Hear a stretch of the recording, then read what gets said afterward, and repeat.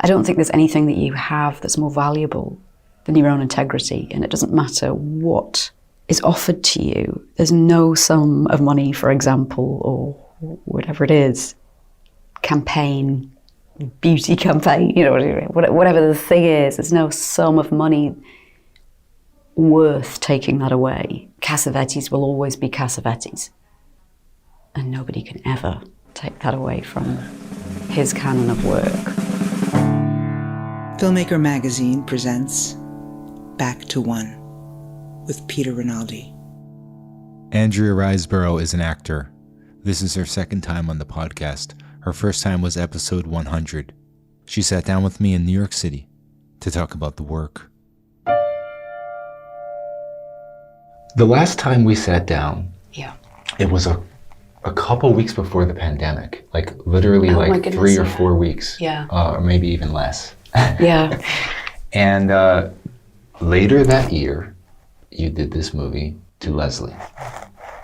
Tell me the story of that coming about. Did you already know about it when we were sitting down? Were they trying to get you at this point? You know, it's funny because last night we were having a chat at SAG, and it came to me for the first time that perhaps had it not been the pandemic, this type of character-driven piece that's almost reminiscent of 70s cinema more than anything else, it's so full in that way, might not have been able to have been made, to have been funded in a sense, because during the pandemic it was so difficult to make the usual action extravaganza was almost impossible because the testing was, we were still finding out so much, and the film industry responded really quickly and really efficiently to COVID and made it very possible in many different ways. But this is a sort of film that could be made during that period of time. So I had this script, I think 2 and a half, 2 years before we started shooting it. And it came together very, very quickly. And it came together, I shot it just before Amsterdam, almost back to back, couple of days after we finished To Leslie, started Amsterdam. And it was an isolating experience because we were all masked and alienated from one another. But it also is a film with many, many supporting artists in different sections of the film, because her community really is the bar, wherever that is. And so there had to be life.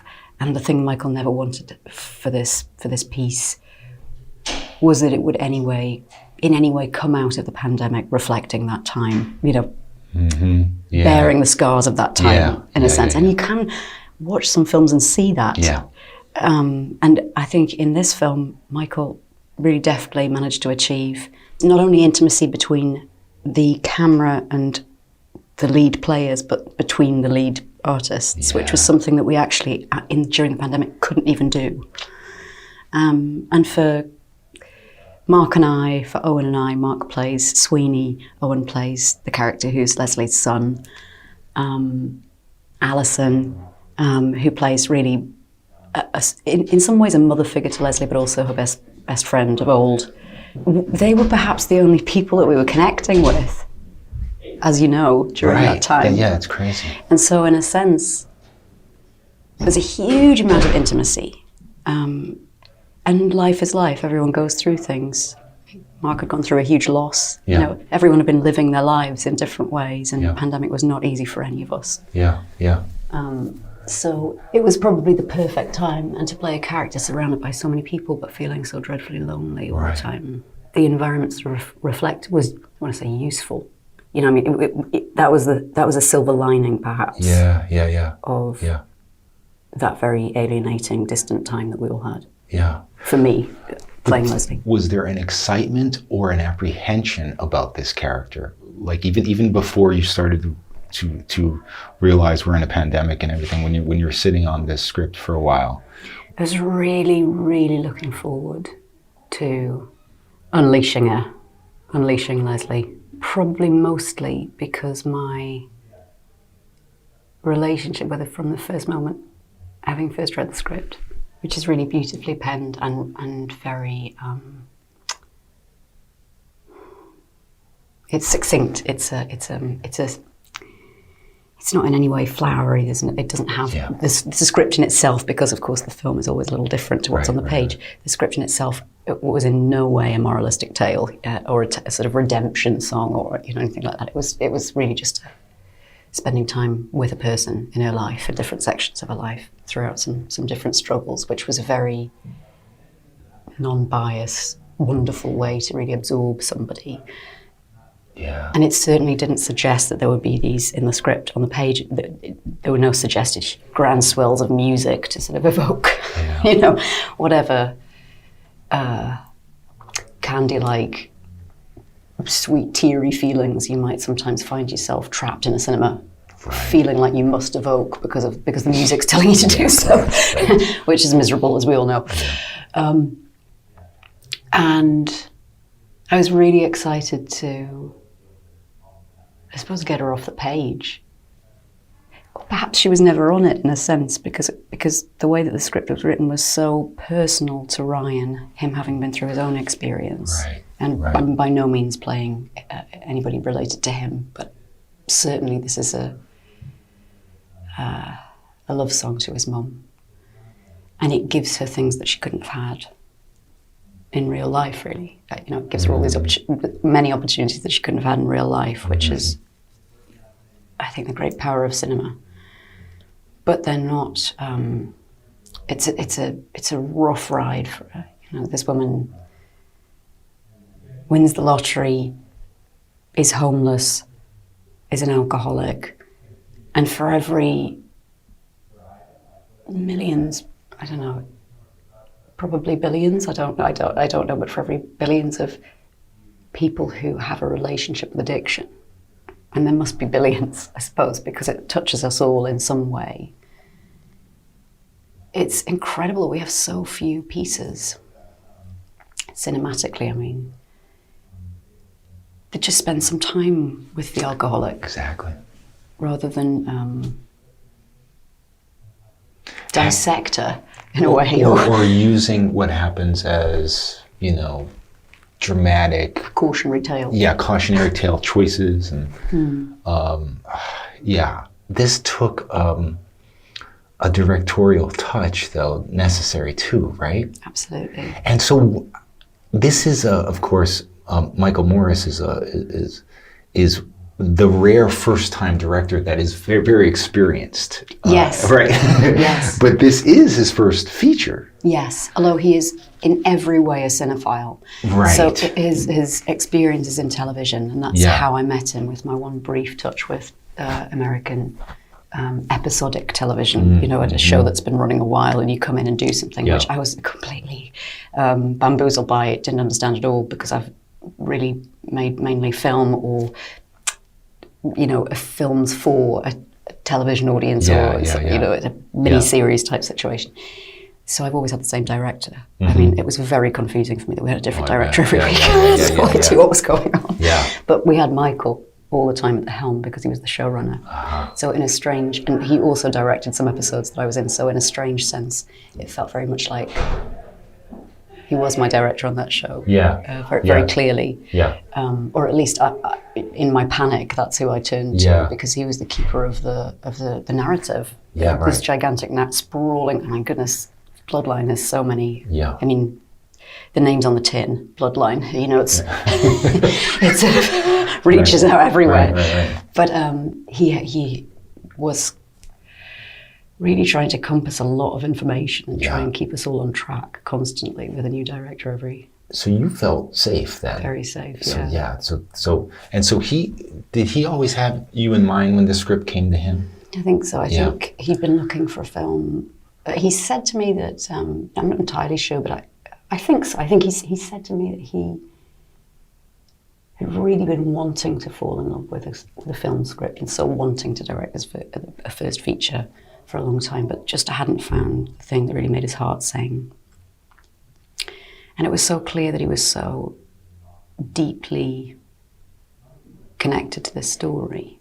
When we first sat down and I'd taken a look at the script and wanted to talk to him about it, I think perhaps after he and I had worked together and then this came into his orbit, the script, the whole thing made sense to him.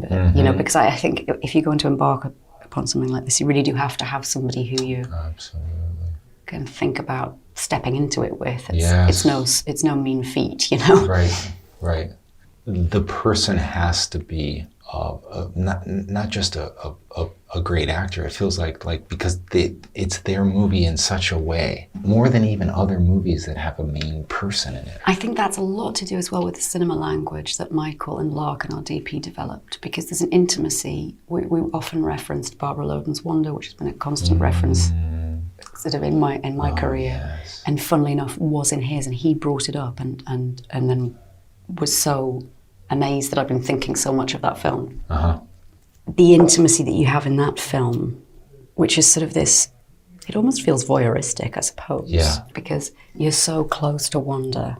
So you feel, aside from a gender, aside from a social status, from anything that's happening in life, you just feel a human being a little hungover, looking for a tap. You know, there's like very, very simple experiences that we have that in films like Panic in Needle Park, or or Midnight Cowboy. You know, there are so many moments in those sort of films where you feel very much connected to the sort of tangible little moments that make up life, that are so important to our human experience, and the way that I think the cinema language that we're in now, very much, where I feel like a lot of the mainstream films that, you know, the wonderful awards-worthy films that come up every year, sometimes we're trapped in this very received form of storytelling. That's to be celebrated, but also not to be confined by. Yes. And I think what Michael and Larkin have done in To Leslie is reignite something. I mean, firstly, we shot it on film. Yeah. We shot it in 19 days, which obviously on film, with processing times now and all of the rest of it, was an absolute bloody nightmare. Yeah. But also wonderful. And there's an immediacy with film, as you know, because you don't have endless. Everybody has to bring their absolute best to each take. And sometimes we just roll out, you know, and we don't get it. And it could have been absolutely beautiful. And it's, but that's also wonderful, because I think the almost, I mean, it sounds dreadful, but the anxiety that gives you, maybe anxiety is the wrong word, but the very keen awareness that we don't have 1,000 times to do this. But also as an actor and as any, like a crew member, a director, we get tired, you know, we do 110 takes or something.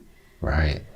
Where as an actor you've cried a million times, you know, the director it says stop being able to focus on the screen because they're so glued to it. The crew members are trying to give their best, you know, 110 times, and it gets tiring. Yeah. And with film, you do not have that opportunity. And so in a sense, there's this complete abandon that you step into it with that I'd sort of forgotten about. Yeah. Because we do so much on digital. Right. So a huge advocate for having been on film and in 19 days. It made the whole thing very immediate. And of course, it exhausted. The things I would find myself eating during this shoot were just, I think I ate about 25 slices of birthday cake. Do you know, like, I think that was probably my diet during it. It was such a sort of deeply unhealthy, the way the way things were manifesting in my life, but, you know, became, it was 3-4 weeks of absolute pandemonium, emotional pandemonium, squeezing this woman's life into a very small space. Yeah. I can't even imagine this. I was lucky enough to, like, when I was barely in my 20s, in film school, I had there was a program where I got to be at the actor's studio and watch. And I barely knew anything. I was so, you know, wet behind the ears. But there was people that were coming up there, and it was almost like an acting gym. You know, they would come up and present, and it would always be something very specific that they were working on. And I remember a lot of times people would come up there and they would announce after they did the scene that they were only working on alcoholism for this character. And in other words, do not give me any notes about anything else. Right, okay. You know, and I remember thinking, because that happened a lot, more than maybe any other specific thing, like alcoholism. I didn't understand what that really meant, like, or how they can do that, or how you could even give notes on that, because it was just too overwhelming to just watch them do these personal moments, and they're working on their out, because I wasn't seeing it, you know. But I was just wondering if for you, is it sort of like that? Do you take this major aspect of this character that has to be manifest, you know, in some way, and do you work on it like almost like that separately and try and figure out how to manifest it? No is the answer to that. There was no separation, and I think that's because the drinking is symptomatic of something far deeper. So it's, Right. of course, in different specific scenes, and a couple of people have asked me this when we've been talking about it. Actually, we talked about this at SAG because actors are really interested to know how it was, you know, what was planned out and what wasn't, and talked about it on another occasion as well. But just this idea of, was there any sense of mapping out how, I suppose, you know, how drunk Leslie was, which there was no is the answer to that in every way. And that's because when you find yourself in the situation of the scene, you very quickly intuit, I think, as an actor, how lost she is, or how far she may have gone. And that's something that's so internal that, of course, it then manifests when you watch it externally. Now that I see her on the screen, I see her quite, I sort of realise she has the sort of physicality of a scavenger or something like that. I've been thinking about that a bit, but that's not something that at the time, you know, I'm not, although I did dutifully learn it at RADA, I'm not doing my hyena in the trailer and then coming out, you know. But it's funny you should talk about being drunk, because it's possibly the worst, maybe, I don't know, but possibly the worst thing you can do is try to be drunk. But in a sense, it's, you know, I mean, it's like, that's why there's so much awful drunk acting. But but it's because you're sort of going straight to the final point and missing out everything in between, which is, of course, the important bit. Of course, for a film like, I remember, what was that film called with Jeff Bridges, where he plays the dude? Yes. They had some sort of conversation, you know, how many joints has he had? Of course, in The Big Lebowski, that makes total sense, makes absolute sense. And that's, you're dealing with a very different beast. But with Leslie, there is a desperate, aching hole inside that can't be satiated. And she's keenly aware of it as well. She's not unaware of it. In a sense, you know, in the way that somebody easygoing like the dude might be. She's in an intense relationship with her addiction. But I think one of the lovely things about Leslie, one of the really, really lovely things about Leslie, and this is important when you think about how lost or how drunk she gets, is that she wants so much to be, she's so vivacious. And she has an electric personality, she has a magnetic personality, and she so very much wants to be free. And in a sense, her argument for freedom, which is, this world's fucked and I'm not, it's not me, it's the world, is sort of totally right. And so that was one of the things that drew me to the piece more than anything else, because like in Barbara Loden's Wanda, you have a time with a human, you experience a lot of time with a human aside from whatever people expect from them as a mother and many other things. And I hope we've achieved that. When I speak to people, I've spoken to so many people about it, and now, which has been wonderful. And I don't think there's been one person I've spoken to that hasn't had somebody like her in their lives and has either felt the guilt of not saving them to some extent, or attempting to, or has not tried to, and entering into the definition of madness has done the same thing over and over again in an effort to try and with the hope that one day it'll make a difference. Yeah. And that relationship between something that's, I'm so familiar with that, with seeing that. There's been, I think everything that, I don't know whether you've seen Bill Nye's performance in Living. Yes. Oh my God. Right. Yes. I mean, it's extraordinary. Yes. Bill could never have mustered that depth had he not been such a sponge his entire life, that you see everything he's sucked in coming out of his eyes in that performance. Every single thing he's absorbed about life. And I think that's, for me, that's the goal, unconsciously, but it's the goal, is to use those things in life that we've felt deeply affected by, and then to put yourself aside a bit maybe and be able to tell them back to the world in a sense or something. I guess that's the storytelling part of it, isn't it? But what is your relationship to those things in the moment? Do you know what I mean? Like, you're saying unconsciously. This is entirely unconsciously, right? Are you just letting them fester in there? Are you letting them work through you and come out your eyes? I think do you know what I mean? It's like a very specific process. I think you have to be. I mean, I was dead lucky. I started in theatre, and I worked a lot with people whose books I still read about our craft, etc. Which was an amazing experience really early on. And one of those people was Mike Leigh, who I mention all the time. And one of the things that the plethora of things that I learned from Mike, there were so many, I felt like such an idiot,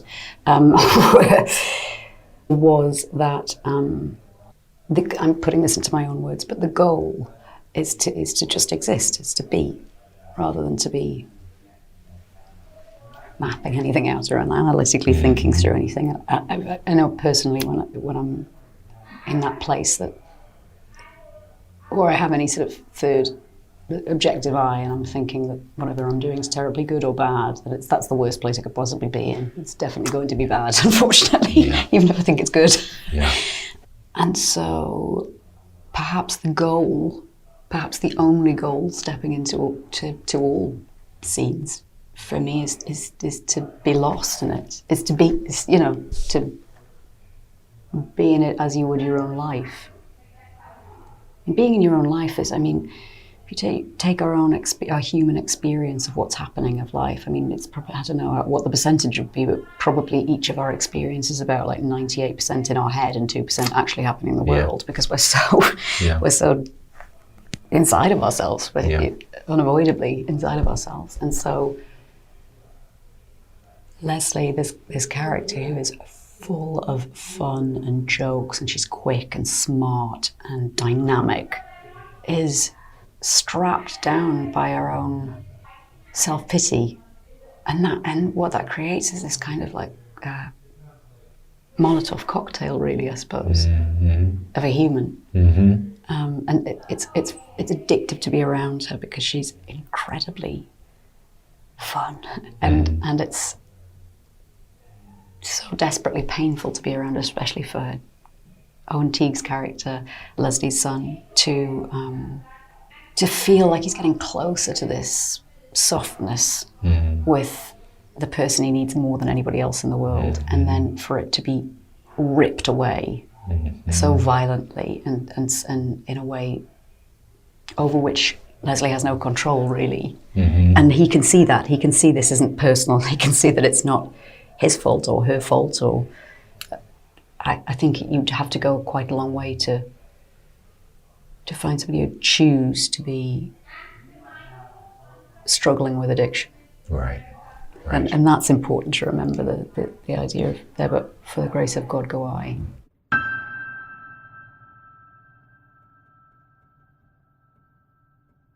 Can we talk about one scene?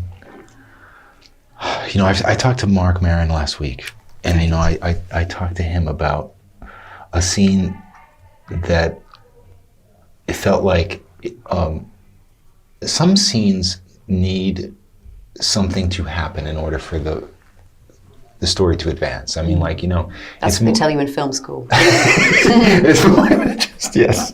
It's more than just like, the second time I saw To Leslie, I was thinking, I don't remember, you know, I was thinking with my filmmaking head, a moment that advanced us into the last part. And I was thinking, well, it's got to be here. It's coming. Let me see it again. And there it was, the scene in the bar, which is one shot. Mm. And I'm sure if I saw it in the theater, I would have got it that first time. I think so. You know what I mean? Yeah. Because it's all there when you see it the second time. Yeah, especially as a filmmaker, understanding the Yes. mechanism of filmmaking. You absolutely would. Yes. You absolutely would, yeah. Yes. I'm imagining that this is an added extra burden on an actor. Something has to happen there. We have to see a change, kind of. But I think that's the thing, probably as an actor and a director and a writer, and for all of us, for all of the filmmakers, the parts of the filmmaking, even the camera team as they're moving along the track, that there's not a a breath in and then a carrying on. For every single person, you have to have the courage to put that idea down. Right. And to just really enjoy how that comes to her. Mm. Actually, it comes with a lot of irony and quite a lot of humour. Willie Nelson's talking to her like as if he were God. You know? Is that what songs like? And she's responding. She's literally responding to Willie Nelson. And that it's very one dry. Guy, and that one guy in the back, you know, just in terms of the sadness of the moment. Empty but not alone. Exactly. Yeah. If it was empty, it wouldn't have that same sadness. Oddly. I know. You know what I mean? I know. It's such an interesting choice. That was a shot that we took a lot of time over in not very. Incredibly short shoot. For us, we took a lot of time over it. Mm-hmm. It was also very well planned out, but you don't get nervous there. You don't get nervous with that. I get excited because I don't know how she's gonna.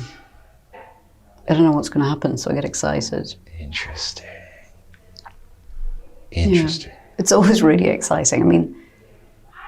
Yeah, it's always really exciting. There are those moments where the character that you're playing really takes you back, makes you laugh. There was a moment in a film called Mandy that I did with Panos Cosmatos, where something absolutely horrible's happening to her. Poor Mandy. Consistently horrible things are happening to her, but she laughs hysterically. Which is one of those responses that sort of really takes you back. But if you think about it, we actually all have in life regularly. I mean, if I think about some of the most hysterical laughs I've had, they've been at wakes or memorials, because you get that giddy inability to process the information that's really happening. And so when one of those come to Jesus moments, as they call them, when we're trying to capture one of those on film, they have been relentlessly manipulated so many times before, to the point where you know what you're supposed to feel, and sometimes you need a box of Kleenex to be able to deal with it, but you're not really changed or moved, or it's sort of formative experience in any sense. It's just something that's familiar and reassuring, and you can have a good cry, like an Andrex puppy advert or something. I mean, something where you... and so it's exciting, I think. It's exciting to have the opportunity and the trust in the filmmakers that you're working with to be able to find out what's going to happen in this moment of... It's not even a realization, it's just... I think in that moment, for the first time... She accepts this can't go on. Yes. It's, in a sense, the only thing that you have to do is let go, because it's an acceptance. Yeah. It's not a decision, it's not a look in the eyes. Interesting. And again, that would be sort of awful and contrived, wouldn't it? If you were to sort of map out what you were going to, well, it would just ruin the whole shot. Yes. Yes. But yet it has to happen, though. I mean, you know what I mean? Like, and it will. I mean, you have to trust. Yes. But it will with you, you know? Maybe one day it won't. And that's what's exciting, right? That's what is exciting, living on the edge. Yeah. Yeah. You know, we're getting the impression from the last episode and this episode that you thrive on different environments, different people. Like, you know, it could be in the height of COVID, it could be a 19-day shoot. And you're using it almost to your advantage. And you know what I mean? Like, you're using it. That's fine. This is not a hindrance to you. In new environments, new ways of directors working, actually, you thrive on that. I do. And I also think that for those stories that may have a protagonist that is perhaps not regularly seen in a certain light, as a really just crude example, a female anti-hero, you know, we've seen the male anti-hero time and time again in a way that we just are so rooting for Robert De Niro in Taxi Driver, so rooting for him because he's moved us. We feel we have empathy for him in a way that we don't quite understand, and it's very complicated. And we're still catching up with anti-heroes who aren't guys, I think, really, who identify as anything other than being a guy. We're catching up in cinema language to that. We're ahead of it in the world, but reflecting it in cinema, we're catching up to it. So often with protagonists that are left of centre in some way for whatever reason, or seem to be, and where the money is, it, just to be really candid, is more difficult to get together because people say endlessly, we want something new, and then you present a new thing to them and they say, but we haven't seen it before. And that's the constant filmmaking conversation that we all have as actors, producers, all of us. So in those moments, there has to be a huge amount of acceptance and reality about the fact that if you want to bring somebody like Leslie to the screen and all of the characters around her, it's going, and you know, and to have Alice and Janney unleash that sort of anger unapologetically on screen, to create those projects, the acceptance part is that you are going to be doing it with certain constraints, but you can see them as freedoms. And also, I think when the goal is clear, because you feel so passionate about just wanting to see somebody like this on screen, then all of the obstacles become these wonderful positives because you're just getting the chance to fucking do it. I think that drives us all when we're passionate about a project, and there are constraints. You absolutely have to embrace them, don't you? Yes. And then also, you can on the other end of the spectrum. I've been in many situations in studio situations with films that I've really enjoyed making, where we're hurting because we don't have the constraint. We're sort of creatively limping along because there are too many options and so many voices, you know. So that can in of itself be a really big disadvantage, I think. When I see a movie like To Leslie and a performance like this, I'm telling everyone. But the filmmaker in me is like, if this doesn't take over the world, why should I try to make my movie? Then I'm going to go and kill myself. Yeah, I mean, like, if I can't do this, or I'd be very, very lucky to do this, and if I use all of my resources and all of my talents to get here, and if people aren't talking about this, then, you know what I mean? Like, is there something else going on here in this current climate of indie movies or something that we have to like wrap our arms around? Is this something that gets you down? Or like, I pose it to Mark Maron. He's like, this is not my problem. I'm an actor. I do my best. This is other people's problems. But somebody like you is also a producer. Is it healthy to take the same kind of approach, which is like, we do our best, and let's put it out in the world, and then I think we just have to be. I think transparency is key, as we've learned in the film industry, especially in the last 5 years. But transparency is key in the sense that I think if you explain to people only with $100 million publicity budget can you get your foot in the door of even having a chance of a film being recognised for its creative merit. Sometimes, not sometimes, mostly, that's the kind of money that you're talking about, to have it recognised. Then that helps people understand what they're being served, in a sense, rather than what they're able to seek out. And because of all these very good rules that we have in different guilds, where there are certain boundaries that stop nepotism and stop all sorts of kind of what's the way? Stop sort of. You can't publicise a film inside of our guilds, really. In our different guilds, you can't. You just have to let it be as it is, and hope that it has enough money to submit itself onto the different platforms. Like AMPAS and SAG, and just to get really nitty gritty about it, and for all of those different awards. But that costs money. Yeah. It is a fee because these institutions need that to keep going, and because they employ people and they take care of people's livelihoods and their health insurance. It's not they're important. It's important. Everything's important. For independent film, what I think that means a lot of the time is that these films that we think, perhaps are like this little film that's broken through, it's actually perhaps had $100 million as a publicity budget, right, which is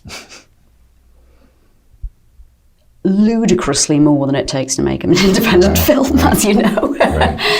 And I've thought all sorts of different ways as a producer, because my company takes things from the inception of the project past the distribution level, or to the artwork of the DVD cover, if there still is one, but all the way through. And it's like a cushion fund to help all the ways that an independent film can get lost. Yeah. But I would like to do that with all film, ultimately, eventually. I've thought so many ways about how to...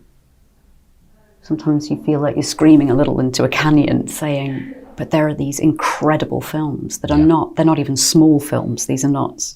Right. These were quite substantial paychecks for a lot of people, employed a lot of people. And they creatively come from a place of not monetary gain, but real bravery. And they're not being recognised because they cannot afford to submit themselves for awards. Mm-hmm. And that's, that is really tragic. Yeah. And that, as filmmakers, it makes us crazy. Yeah. Really crazy, because you want to, like you say, shout it to the world. Yeah. Obviously, the model's broken. Yes. That's what it's wonky. Yeah. It's wonky, but I do think more people are talking a bit more candidly about it, and I think it's really important to be unafraid of being honest about it, because that's the truth, and you haven't got to worry about upsetting anybody. Yeah. At the end of the day, a company, even a huge conglomerate, is just lots of people. Lots of people coming in and out of it, joining it, leaving it. There are no monsters to be terrified of, and I think it's important to feel free in whichever industry you're in, and know that you can move about it with honesty and freedom and transparency. And I think a lot more directors, actors, writers, filmmakers, crew, we're all being more transparent. Yeah. The broken model aspect doesn't frustrate you as an actor, right? I mean, this is not going to stop you from picking a role, knowing that how broken this is and how hard this is. Well, it's much more than, it's about, I think for me, it's probably about more than being an actor. There's a sort of like, I think we all have our own compass inside, moral or otherwise. And there's a path that's right for you and there's a path that's not. I think the way this frustrates me more than in any other way is not as a filmmaker, but politically, frustrates me politically, because we do have a responsibility as filmmakers to reflect the entire population of the world, which is quite a lot of people, and a lot of them aren't being represented, and then now a lot are, but through not their own lens, through the lens of the people who still hold the purse strings, and their decisions and choices and agendas. So I think that's the way it frustrates me most, is just to not have those heroes that we all know exist in real life represented in film. In a very candid, non-judgmental, like, not moralistic way, in a creative way that's just spending time with people, spending time with different walks of life, you know. Yes. So that's the way it frustrates me most, and for that reason, no, that difficulty would never stop me from bringing a character to life who felt was valuable, or could be valuable, because you have no idea how it's going to, you know, I mean, it could be absolutely dreadful. But that's perhaps the challenge, isn't it? For all of us, is be able to, I don't think there's anything that you have that's more valuable than your own integrity, and it doesn't matter what is offered to you. There's no sum of money, for example, or whatever it is, campaign, beauty campaign, you know, whatever the thing is, there's no sum of money worth taking that away. Yes. Cassavetes will always be Cassavetes, and nobody can ever take that away from his canon of work. And that's, and Barbara Loden will always be Barbara Loden. Always. And you know, Sidney Poitier will always be Sidney Poitier. It's like there is no amount of money or fame or hysteria that would be enough to buy the integrity that those people have from them. Yeah, yeah. And that's something I think to aspire to. Andrea Riseborough, you are my hero, and I mean that. I mean, and this is a heroic performance.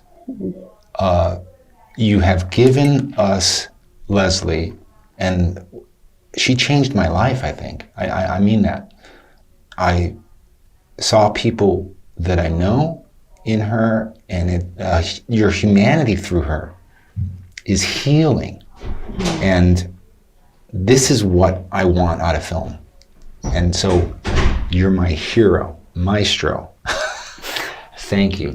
Thank you for this. God, thank you.